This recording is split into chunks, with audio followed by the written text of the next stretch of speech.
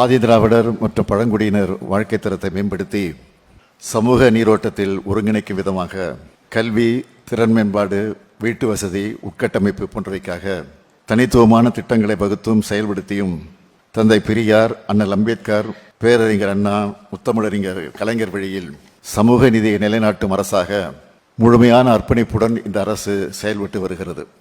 இந்த அரசு பொறுப்பேற்றவுடன் மாநில அளவிலான உயர்நிலை விழிப்புணர்வு மற்றும் கண்காணிப்பு குழு உடனடியாக திருத்தி அமைக்கப்பட்டு 19/8/2021, 12/4/2022, 11/4/2023 ஆகிய நாட்களில் 3 கூட்டங்கள் நடத்தப்பட்டதை தொடர்ந்து தற்போது ஆதிதிராவிடர் மற்றும் பழங்குடியினர் வகுப்பை சார்ந்த 7 புதிய நாடாளுமன்ற மக்களவை உறுப்பினர்களை கொண்டு இக்குழு திருத்தி அமைக்கப்பட்டு இன்று நடைபெறும் மாநில அளவிலான உயர்நிலை விழிப்புணர்வு மற்றும் கண்காணிப்பு குழு கூட்டத்திற்கு தலைமையேற்பதில் நான் மிகுந்த பெருமிதம் அடைகிறேன். இந்த நேரத்தில் மாற்றத்தை நோக்கி நாம் எடுத்துள்ள சில முன்னெடுப்புகளை உங்களிடம் பகிர விரும்புகிறேன். நாம் இன்று மதிப்போடும் சுயமரியாதையோடும் உரிமைகளோடும் இருக்கிறோம் என்றால் அதற்கு தந்தை பெரியாரும் புரட்சியாளர் அம்பேத்கரும் தான் காரணம். அவர்களது பிறந்த நாளை முறையே சமூக நீதி நாளாகவும் சமத்துவ நாளாகவும் நாம் கொண்டாடி வருகிறோம். வன்கொடுமைக்கு எதிரான விழிப்புணர்வை ஏற்படுத்திட ஜனவரி 24 முதல் 30 வரை மனிதநேய வார விழா, சமத்துவத்தை நிலைநாட்டும் விதமாக ஜனவரி 26, ஆகஸ்ட் 15 மற்றும் அக்டோபர் 2 மற்றும் வேறு முக்கிய உள்ளூர் விடுமுறை நாட்களிலும் சமபந்தி விருந்து, சமத்துவம் காண்போம் என்ற தலைப்பில் காவல்துறை மற்றும் வருவாய்த்துறை அலுவலர்களுக்கு விழிப்புணர்வை ஏற்படுத்த 40 லட்சம் ரூபாய் செலவில் 983 நபர்களுக்கு பயிற்சி, சாதி பாகுபாடற்ற சமூக நல்லிணக்கம் மற்றும் சமூக ஒற்றுமையை கடைபிடிக்கும் கிராமங்களை ஊக்குவிக்கும் வகையில் 10 கிராமங்களுக்கு ஒவ்வொரு ஆண்டும் 10 லட்சம் ரூபாய் வீதம், கடந்த 4 ஆண்டுகளில் 259 கிராமங்களுக்கு 25 கோடியே 90 லட்சம் ரூபாய் நிதி. மாநிலம் முழுவதிலும் இந்த 4 ஆண்டுகளில் சமூக நிதி மற்றும் சமத்துவ சிந்தனைகள் குறித்து 6977 விழிப்புணர்வு நிகழ்ச்சிகள், இதில் கடந்த ஆண்டு மட்டும் 3794 விழிப்புணர்வு கூட்டங்கள் நடத்தப்பட்டுள்ளன.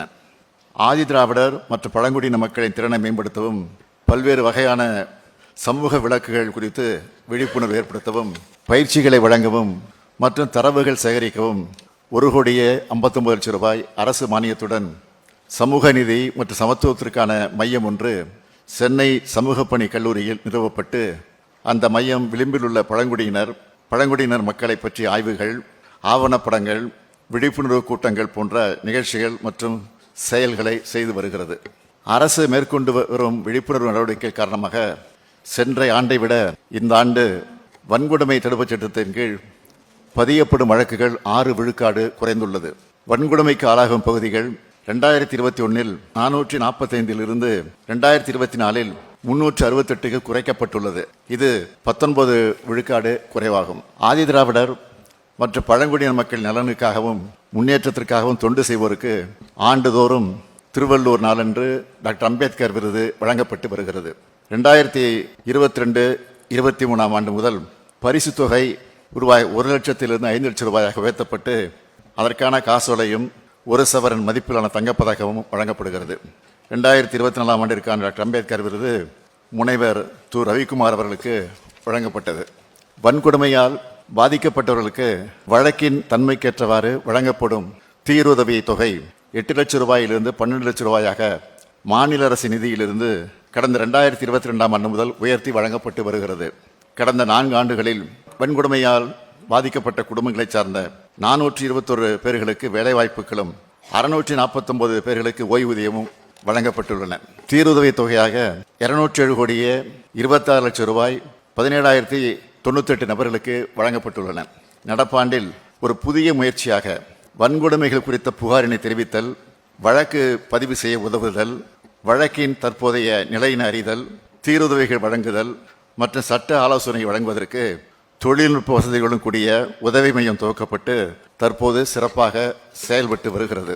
ஆதிதிராவிடர் மற்றும் பழங்குடியினர் மாநில ஆணையம் அவர்களது சட்டபூர்வமான உரிமைகளை பாதுகாக்கவும் அவர்களுடைய முக்கியமான பிரச்சனைகளுக்கு தீர்வு காணவும் தன்னாட்சி அதிகாரத்துடன் சென்னை உயர்நீதிமன்ற முன்னாள் நீதிபதியின் தலைமையில் செயல்படுகிறது.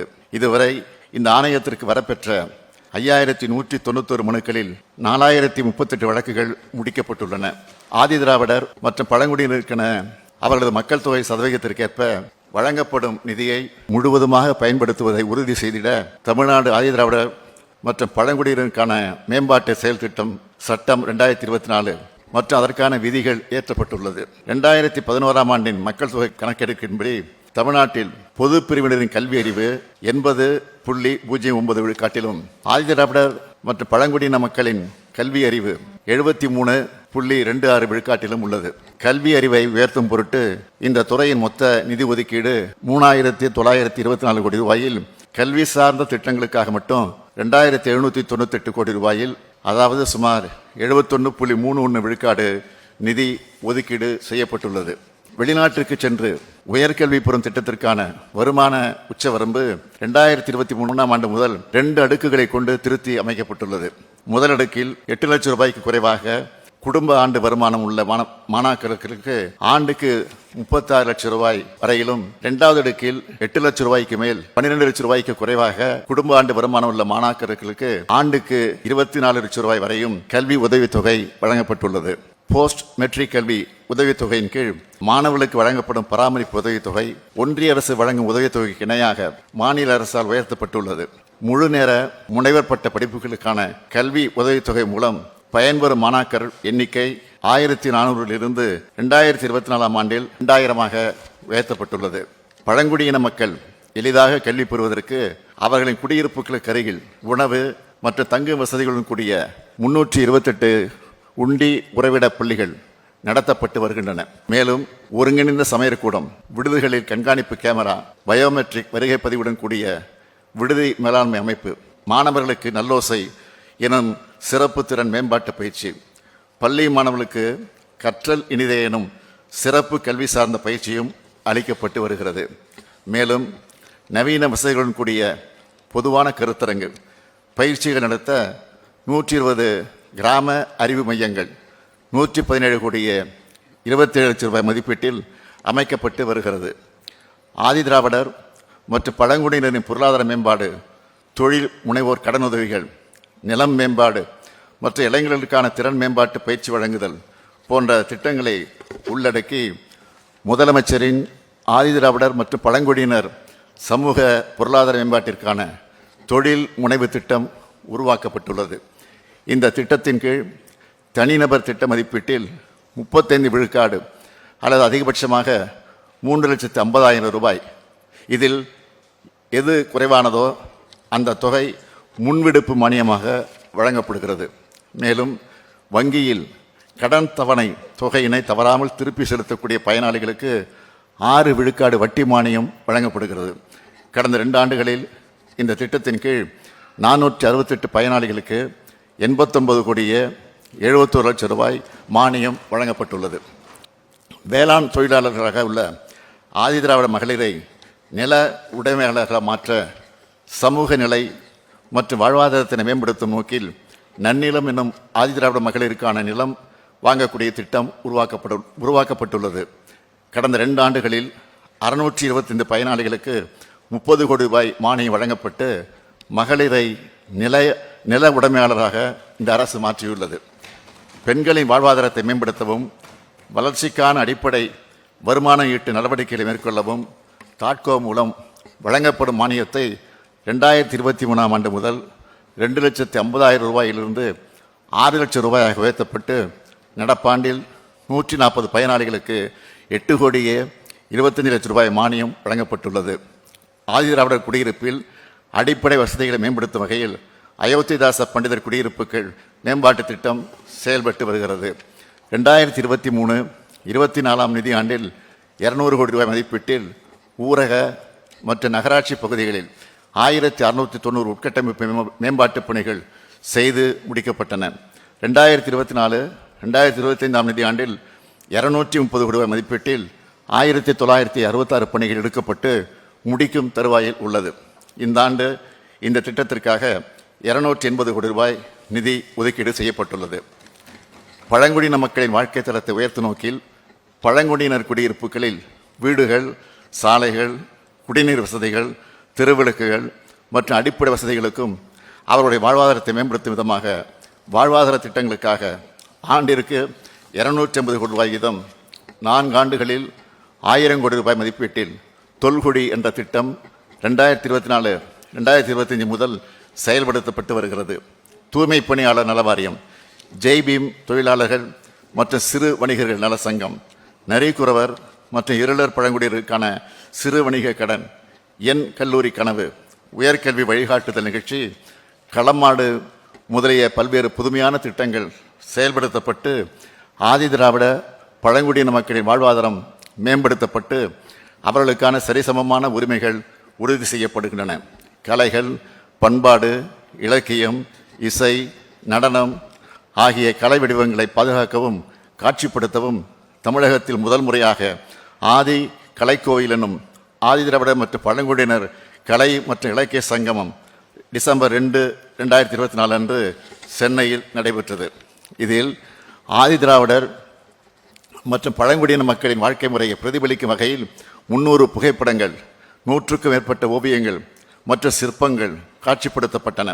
1000க்கும் மேற்பட்ட நூல்கள், 800க்கும் மேற்பட்ட இசைக்கருவிகள், பண்பாட்டினை பிரதிபலிக்கும் ஆடைகள் காட்சிப்படுத்தப்பட்டன. ஒடுக்கப்பட்ட சமுதாயத்தின் முன்னேற்றத்திற்காக அண்ணல் அம்பேத்கர் தொழில் முன்னோடிகள் திட்டத்தில் கடனுதவி வழங்கப்பட்டு வருகிறது.